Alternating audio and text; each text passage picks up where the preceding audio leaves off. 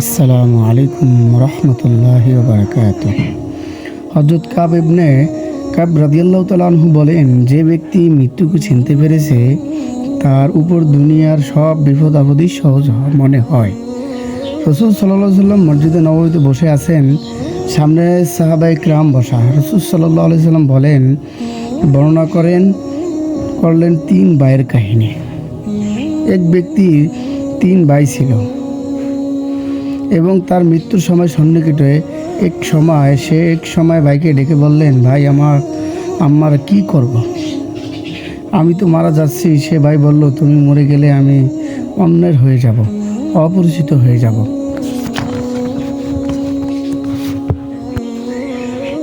তখন সে দ্বিতীয় ভাইকে বলল, ভাই আমি তো মরে যাচ্ছি, তুমি কি করবে?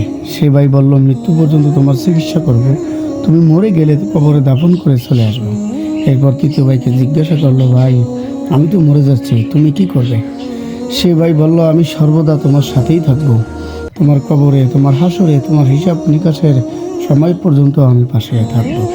হুজুর সাল্লাল্লাহু আলাইহি সাল্লাম বললেন, তোমরা বলো তো এই 3 ভাইয়ের মধ্যে কোন ভাই উত্তম? সাহাবায়ে কিরাম রাদিয়াল্লাহু তাআলা আনহু বললেন, যে ভাই জান্নাত পর্যন্ত সাথে থাকবে সে ভাই তো উত্তম।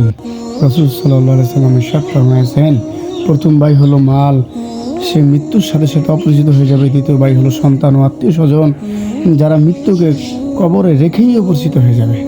রাসূল সাল্লাল্লাহু আলাইহি সাল্লাম বললেন, যখন মৃত ব্যক্তিকে কবরে দাফন করে দেওয়া হবে, তখন এক ফেরেশতা উপস্থিত মানুষদের উপরে কবরের মাটি ছুঁড়ে মারবে এবং বলতে থাকবে, যাও তোমরা তাকে ভুলে গেছো, সেও তোমাদেরকে ভুলে গেছে। 3 দিন পরে সমস্ত শোক বেদনা কান্না শেষ হয়ে যাবে।